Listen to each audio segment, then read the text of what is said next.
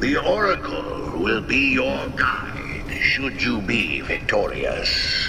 Many have tried, but none so powerful as you.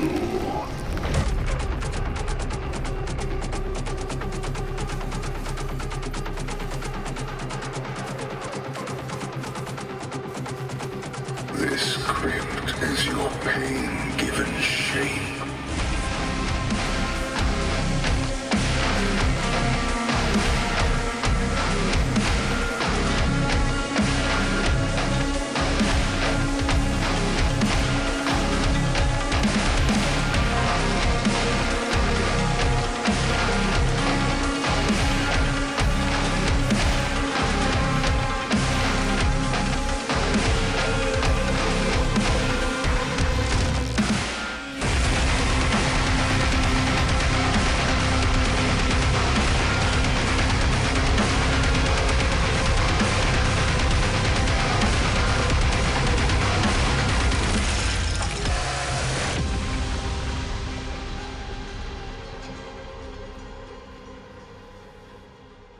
When I first reviewed Doom: The Dark Ages, I had called it the controversial third.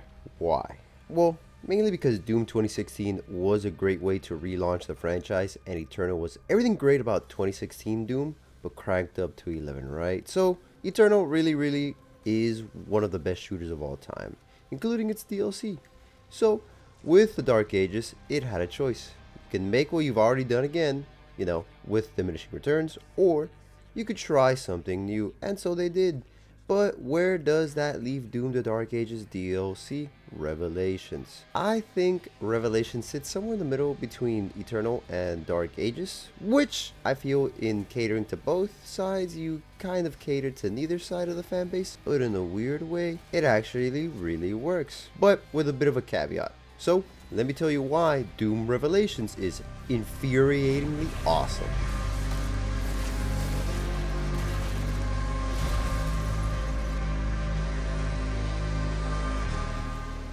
Alright, so quick little warning, some slight spoilers incoming, okay?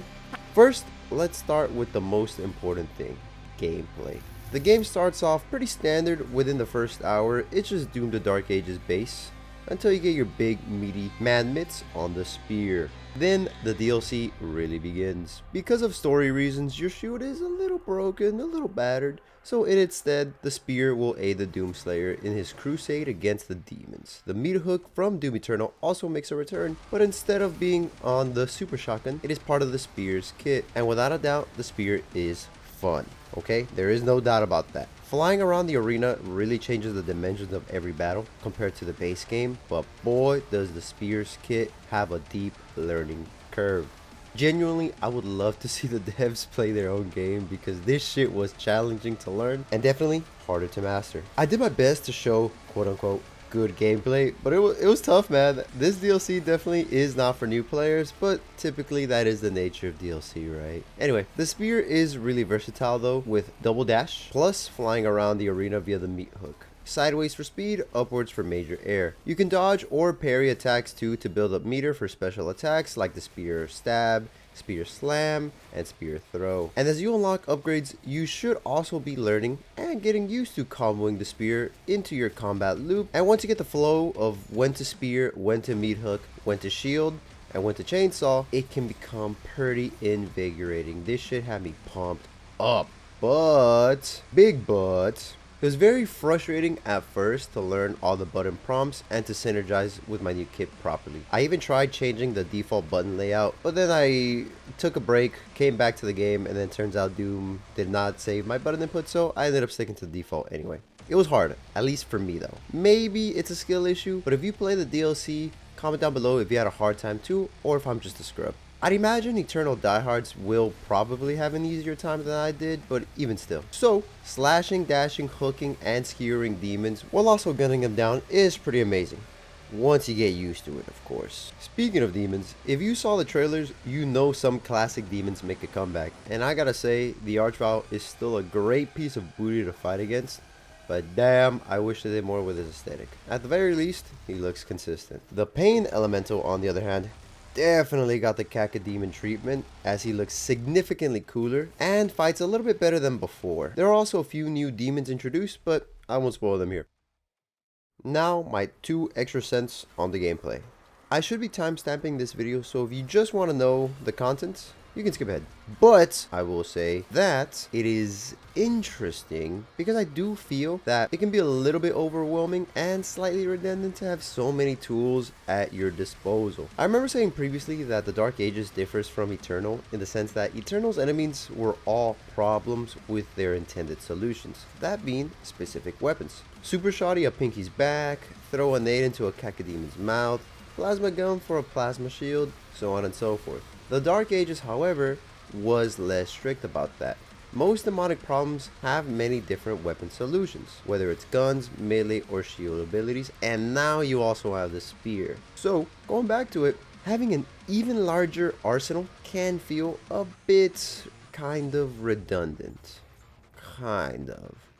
But it's because if you're playing the DLC for new content, then you're going to want to use the new content.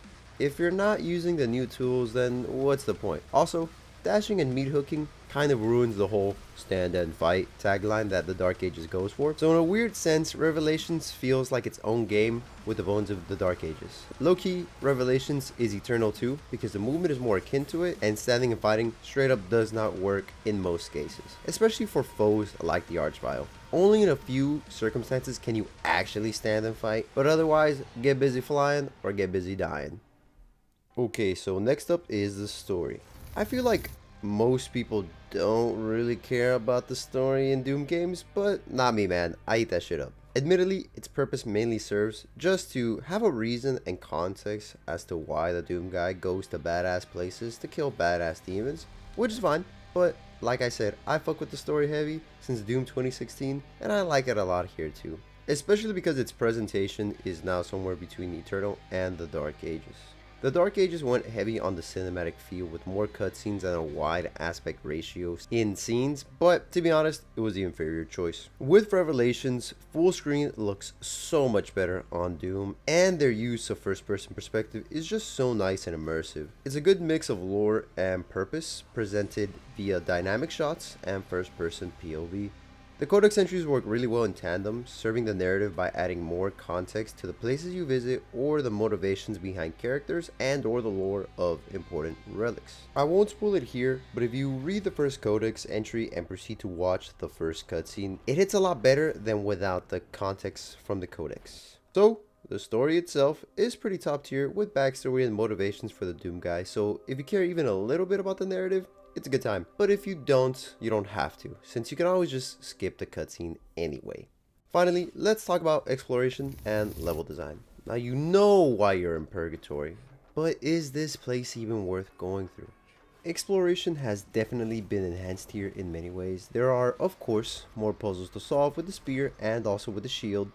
They are fun enough not to be annoying, but also complex enough not to be brain dead boring either. The map is less telling too, as it takes a little bit more inspecting to find certain secrets. A big critique I had with the base game was how brain dead obvious a lot of the secrets were made, which devalued them from the experience. But now they're slightly earning their namesake, whether it's through more complex puzzles or egg hunts for relics around the map, which can be found a little easier if you turn the volume up. I feel like there is more ambient music to tag along, which is neat, but what about the gameplay music itself? I need to double check just to make sure the soundtrack isn't the same, but it feels like a new soundtrack, and they are a cut above Doom the Dark Ages base soundtrack. More Mick Gordon-esque, less generic heavy metal. Certain arena fights too, I'd finish with the music leaving me wanting more, so there's a big plus. Finally, the level design is good. Visually, it is spectacular to see what places Purgatory holds. Arenas for combat are diverse from one another. Some are more favorable for the meat hook with plenty of space, while others are more challenging with tighter areas, and traversing between objectives and secrets